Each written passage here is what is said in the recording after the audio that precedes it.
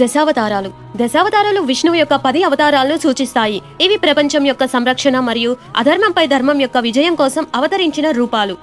ఇవి విష్ణువు యొక్క అత్యంత ముఖ్యమైన మరియు అత్యంత గౌరవనీయమైన అవతారాలుగా పరిగణించబడతాయి.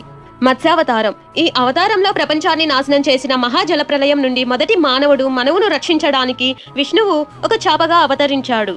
కూర్మ అవతారం ఈ అవతారంలో దేవతలు మరియు రాక్షసులు అమరత్వం అనే అమృతాన్ని పొందడానికి సముద్ర మదనం చేస్తున్నప్పుడు విశ్వం యొక్క బరువును భరించడానికి విష్ణువు తాబేలుగా కనిపించాడు. వరాహ అవతారం ఈ అవతారంలో విష్ణువు అడవి పందిగా కనిపించి భూదేవిని హిరణ్యాక్షుడు అనే రాక్షసుడి నుండి రక్షించాడు. ఆ రాక్షసుడు ఆమెను విశ్వ సముద్రపు లోతుల్లోకి లాగాడు.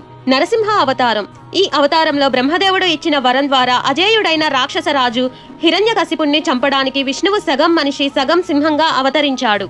వామన అవతారం ఈ అవతారంలో విష్ణువు ఒక మరుగుజ్జు బ్రాహ్మణుడిగా అవతరించాడు.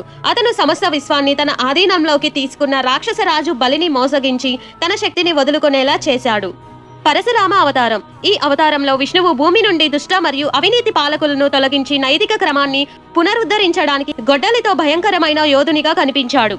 రామావతారం ఈ అవతారంలో రాక్షసరాజు రావణ్ణి ఓడించి అతని భార్య సీతను రక్షించడానికి విష్ణువు ఆదర్శ రాజుగా మరియు యోధ యువరాజుగా అవతరించాడు. కృష్ణావతారం ఈ అవతారంలో విష్ణువు మానవాళికి మార్గనిర్దేశం చేయడానికి మరియు రాక్షసరాజు కంసుణ్ణి మరియు ఇతర దుష్ట శక్తులను ఓడించడానికి ఒక అందమైన గోప బాలుడిగా మరియు తెలివైన గురువుగా కనిపించాడు. బుద్ధావతారం ఈ అవతారంలో విష్ణువు కరుణ, అహింస మరియు ఆధ్యాత్మిక జ్ఞానోదయం యొక్క సందేశాన్ని వ్యాప్తి చేయడానికి బౌద్ధ మత స్థాపకుడైన గౌతమ బుద్ధునిగా అవతరించాడు.